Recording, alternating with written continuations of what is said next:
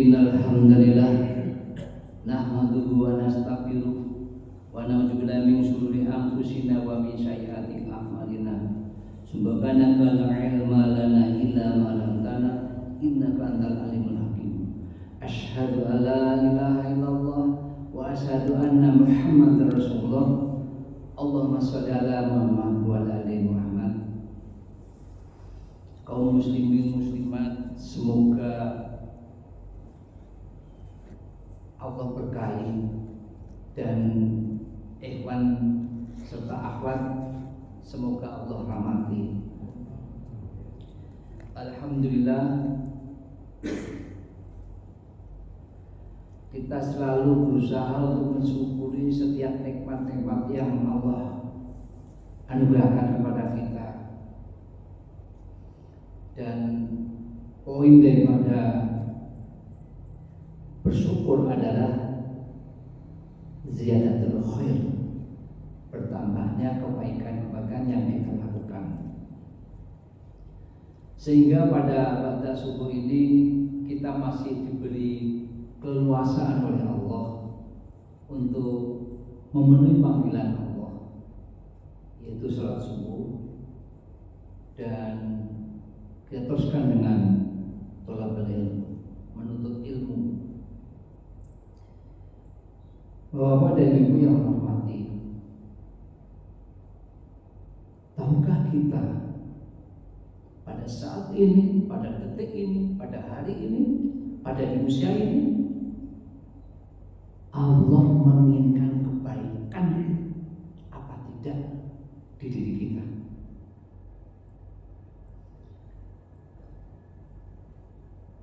Ada dua measurementnya, tolak ukurnya. Apakah Allah menginginkan kebaikan pada kita? Salah satunya adalah sesuai dengan hadis yang pertama itu hadis riwayat Ibnu Majah nomor 4031. Rasulullah bersabda, wa innallaha idza ahabbul qauman, dan sungguh jika Allah mencintai suatu kaum,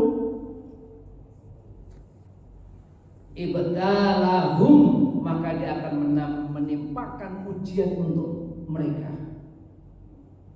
Kita diberikan sakit, diberikan masalah, diberikan kekurangan yang bertubi-tubi misalnya. Wa ma radiya falahur ridho, barang siapa yang ridho maka Allah yang akan memberikan itu tersebut, maka ia yang akan meraih ridhonya dari Allah. Artinya apa? Kalau kita ridho, kita sabar, kita akan meraih ridhonya Allah. Masya Allah, pada kita sama-sama tahu bahwa apapun juga yang kita lakukan di one and only, satu-satunya ibtigha mardhatillah, mencari doa, puasa kita, sholat kita, birrul walidain kita, infak kita, semua yang kita lakukan adalah ibtigha mardhatillah. Kemudian wa masaqita falah usaqat, barang siapa yang tidak suka maka Allah pun akan murka. Jadi poinnya di sini adalah apapun yang Allah berikan pada kita harus menerimanya. Rasulullah bersabda, ajaban mukminin, sungguh menakjubkan urusan orang mukmin itu ketika Allah memberikan kesulitan, kesusahan, ketidakenakan, lalu kita ridho, kita sabar, pahala bagi kita. Begitu juga ketika Allah memberikan kemudahan, kenikmatan dan semuanya, hal-hal yang enak-enak, anak cucu kita sehat, tidak ada masalah, dan kita bersyukur, maka pahala bagi kita. Artinya apa? Gak ada yang gak baik itu dari Allah. Ini merupakan kejutan bagi saya pribadi, hamba yang dhaif ini, untuk selalu istiqomah tentang sabda Rasul sallallahu alaihi wasallam ini. Itu yang pertama. Apa parameter, apa measurementnya? Yang kedua, apakah Allah menginginkan kebaikan pada diri kita? Yang kedua adalah apabila kita disibukkan oleh Allah dalam ketaatan di dalam ibadah, maka akan dibahas tentang agama. Nah inilah Rasul juga bersabda dalam hadis riwayat Imam Bukhari dan Muslim, "Man yuridillah bihi khairan yufaqihu fiddin." Barang siapa yang dikehendaki oleh Allah kebaikan, maka dia akan memberikan pemahaman tentang din, tentang agama. Kesempatan Bapak ini adalah tanggal 1 Muharram, 1 Syawal atau orang Jawa. Artinya apa? Jika dulu tentang diri, jika dulu tidak paham, sekarang paham. Bisa membandingkan mana yang hak dan mana yang batil. Jika dulu tidak ngerti, sekarang ngerti tentang apa? Tablis. Tidak boleh mencampurkan mana yang hak dan yang batil. Jika dulu tidak tahu, sekarang tahu. Itu apa? Tentang Abdul Arba'atul Hurum, 4 bulan, utama 4 bulan haram. Dan kita lakukan itu. Lalu kita lakukan itu. Disitulah disibukkan oleh Allah dalam ketaatan di dalam ibadah. Masya Allah. Mari kita introspeksi. Mari kita muhasabah. Adakah ini pada diri kita? Kalau ada, tetap istiqomah. Perjalanan masih jauh. Kalau umur saya 63 tahun, artinya apa? Perjalanan saya menuju kematian harus sudah 63 tahun. Suatu saat pasti sampai pada perjalanan, akhir perjalanan tersebut. Selawat dan salam mari kita aturkan kepada Rasulullah kita, Nabi akhir zaman Nabi Muhammad Sallallahu Alaihi Wasallam, juga kepada kerabatnya, sahabatnya, para salafus saleh, tabiin, tabi'in dan kaum mukminin yang istiqomah hingga akhir zaman, termasuk diri kita yang saat ini berkumpul di salah satu baitullahnya ini. Dan kita selalu memilih para salafus soleh, maka doa kita kepada para salafus soleh adalah ridwanullah alaihim, semoga Allah ridho atas mereka. Ewan rahimani wa rahimahullah. Hari ini tanggal 1 Maret, atau kalau orang Jawa bilang adalah Suro. Bulan ini disebut sebagian kalangan dengan bulan Suro dan identik dengan hal-hal seram dan sial. Sebagian orang ini, sehingga hajatan-hajatan tidak boleh dilaksanakan pada bulan tersebut. Padahal bahwa pada dirimu Islam, kata-kata Suro itu ada di Al-Quran. Islam tidak menganggap demikian. Dalam bahasa Arab, Suro adalah apa? Musyawarah. Ada surat mana itu? Surat Asyura. Wa amruhum sura bainahum. Bermusyawarah di antara mereka di bulan haram yang bulan istimewa ini. Lalu seperti apa bentuk kemuliaan bulan Muharram atau bulan Syawal ini? Seperti apa bentuk kemuliaan pada bulan di 4 bulan haram itu? Salah satunya bulan Muharram. Sehingga kalau kita tahu nilai keistimewaannya, maka akan muncul pengagungan dan pemuliaan yang akan kita lakukan. Sebab salah satu tanda takwa kepada Allah adalah memuliakan apa yang Allah muliakan, mengagungkan apa yang Allah agungkan. Masya Allah. Jadi kalau kita bulan Muharram itu cuek-cuek aja, tidak aku diagungkan, bulan Muharram tidak juga dimuliakan. Hati-hati, karena statement yang barusan saya lakukan adalah bukan asal keluar dari mulut. Karena kalau statement keluar dari mulut tanpa ada dasar, itu dongeng. Dan kita tidak ingin ditunaikan seperti itu.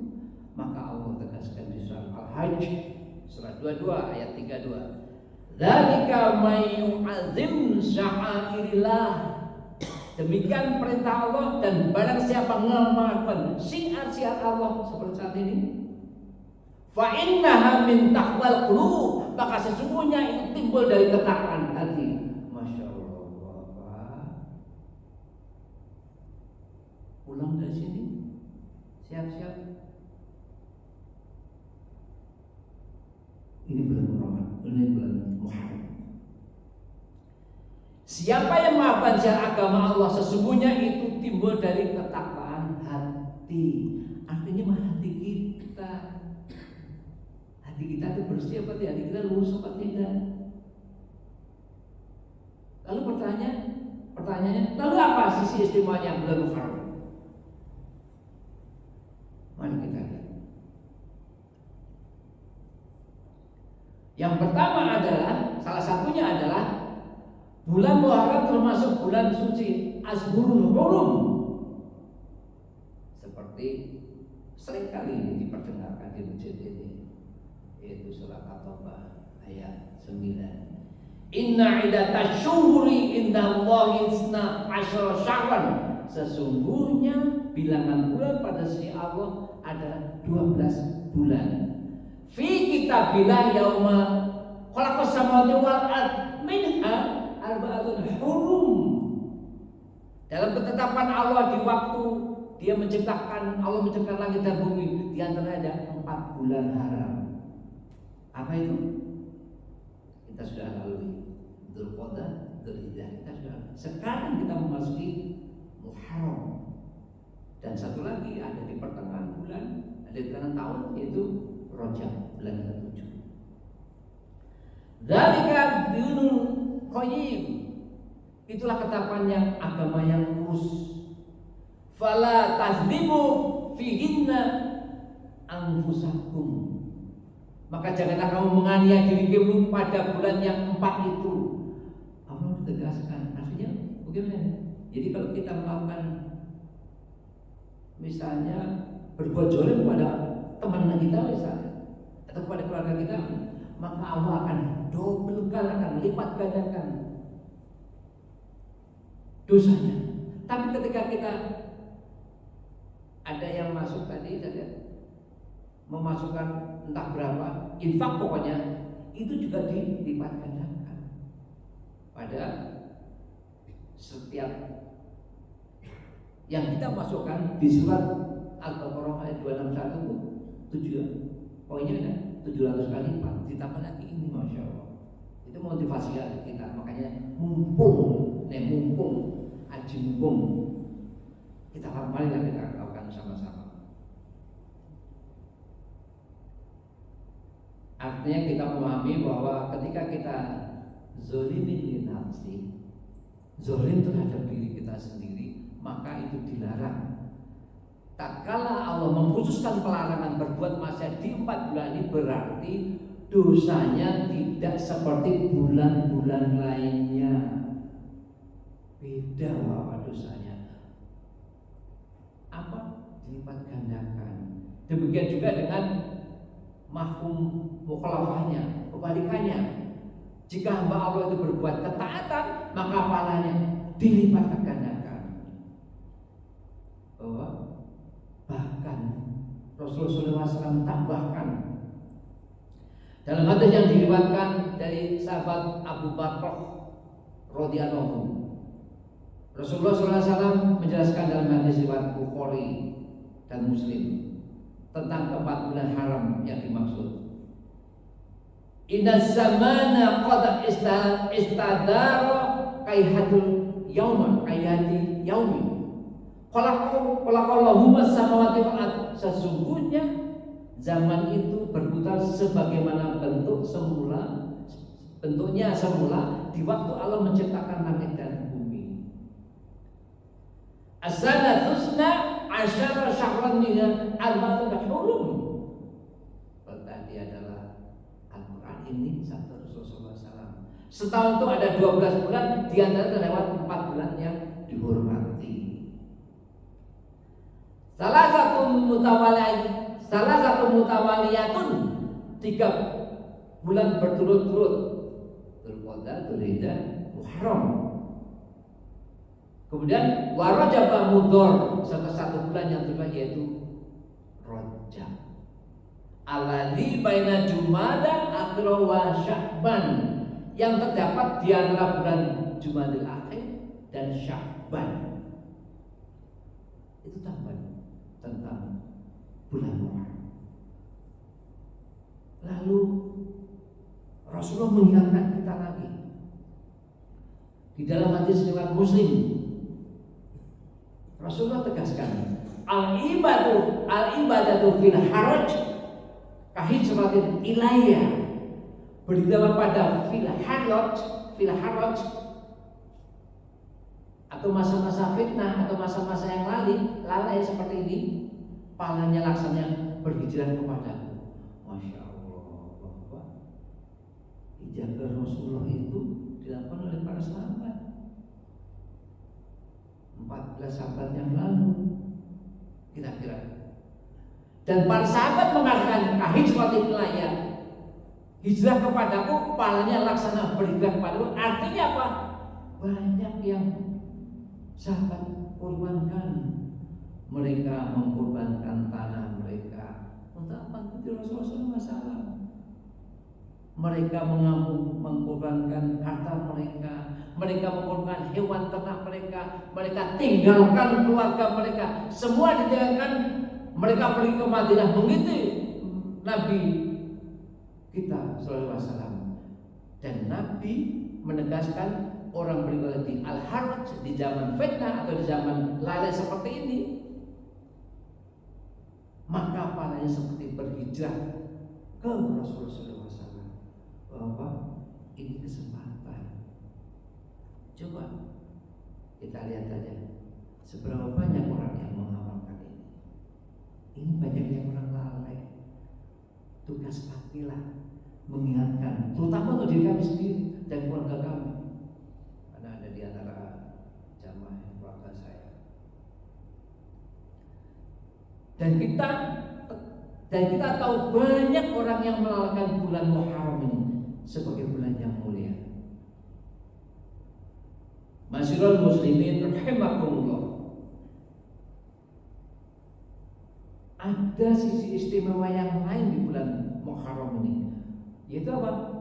Bulan Muharram adalah Syahrullah, bulannya Allah. Maka judul pada kultum ini adalah Muharram adalah Syahrullah, Muharram bulannya Allah. Rasulullah tegaskan di hadis riwayat Muslim nomor 2812, afdhalus siyam ba'da Ramadan Syahrullah al-Muharram. Puasa yang paling utama adalah puasa Ramadan. Setelah bulan puasa adalah Syahrullah, yaitu puasa bulan Ramadan, bulan Muharram ini saat ini. Mau sekarang bertanggal 1. Lalu wa afdhalus sholati ba'da fardhah sholatul lail. Sementara sholat yang paling utama setelah sholat wajib adalah sholat malam yang tadi pagi insya Allah kita lakukan di masing-masing tempatnya, nafsi tempat bapak sendiri, tempat ibu sendiri, pun kami juga seperti itu. Bapak dan ibu, bulan Muharram betul-betul istimewa karena disebut Syahrullah, yaitu bulan Allah, dengan disandarkan pada lafaz jalalah Allah, karena disandarkannya bulan ini pada lafaz ini adalah menunjukkan keagungan dan keistimewaan. Oleh karena itu disebut sebagai puasa yang paling afdol setelah puasa Ramadan. Kesempatan hanya kira-kira 30 hari. Dan mulai hari ini maka dianjurkan untuk memperbanyak puasa selama bulan Muharram. Apa saja? Ini tergantung dari kemampuannya. Ada yang hampir 1 bulan, bisa jadi. Ada yang puasa Nabi Daud, sehari puasa sehari seperti itu, sehari puasa sehari enggak. Ada yang Biasa puasa Senin Kamis selalu dinantikan dengan Ayyamul Bid. Dan yang paling utama minimal pada tanggal 10 Muharram ada puasa Asyura. Syukur-syukur kalau tanggal 9 dan 10. Itu yang membedakan kita dengan Yahudi. Karena kenapa? Puasa Asyura menghapuskan dosa setahun yang lalu. Satu hari saja menghapuskan. Tentu ini dosa-dosa yang kecil. Kalau dosa besar ya kita harus taubat, nggak ada lagi. Ibadillah rahimakumullah. Dari Abu Qatadah Al-Ansari dalam hadis riwayat Muslim nomor 1162, Rasulullah bersabda, "Wa su'ila an saumi Arafah faqala." Nabi sallallahu alaihi wasallam ditanya mengenai keutamaan puasa Arafah yang lalu yang kita lakukan insyaallah. Beliau menjawab, puasa Arafah akan menghapus dua dosa setahun yang lalu dan setahun yang akan datang. Qala wa su'ila an saumi yaum Asyura afaqala. Beliau juga ditanya mengenai keistimewaan puasa Asyura, yukafiru sanatan madiyata. Beliau menjawab, puasa Asyura akan menghapus dosa setahun yang lalu. Yang lalu Bapak, sekarang baru tanggal 1. Terserah mau puasa yang mana. Enggak cuma puasa tentunya, semua aktivitas kita, ibadah kita Allah lipat gandakan. Ketika kita mendengarkan khutbah seperti ini, atau bahkan besok Bapak, kami mengundang Bapak, Ibu-ibu silakan datang. Ada kajian yang menarik tentunya. Bahwa dari Ibu, ini adalah best momen yang terbaik. Maka dihimbau untuk kita, terutama hamba yang dhaif ini, memperbanyak puasa selama bulan Muharram. Karena bulan Muharram ada Syahrullah, bulannya Allah. Tetapi tergantung daripada kemampuannya. Tentu kalau sakit ya tidak bisa. Syafar pun juga kadang-kadang tidak teruskan. Jadi apa macam puasanya? Bisa juga biar puasa hampir tiap hari misalnya, atau puasa Nabi Daud misalnya, atau puasa Senin Kamis selalu pertengahan bulan, itu Ayyamul Bid. Dan paling utama adalah puasa hari Asyura 10 Muharram. Karena itu menghapuskan dosa setahun yang lalu. Itulah poin daripada khutbah pada pagi ini, semoga bermanfaat. Marilah kita tinggalkan iman dan takwa kita, imtak kita di dunia ini. Di dunia ini hanya zinatan, di dunia ini hanya perhiasan. Dan Allah akan linabluwakum ayyuhum ahsanu amala. Allah akan menguji mereka, siapa yang di antara mereka yang terbaik perbuatannya. Artinya apa? Tidak berkompetisi. Semoga bermanfaat untuk itu, terutama apa yang terbaik. Alhamdulillah wala takunanna minal mumtarin. Wala yadhmu, dan janganlah kamu termasuk orang yang ragu-ragu. Walau alam bisa. Mari kita tutup dengan doa kafaratul majelis. Subhanallahumma wa bihamdika asyhadu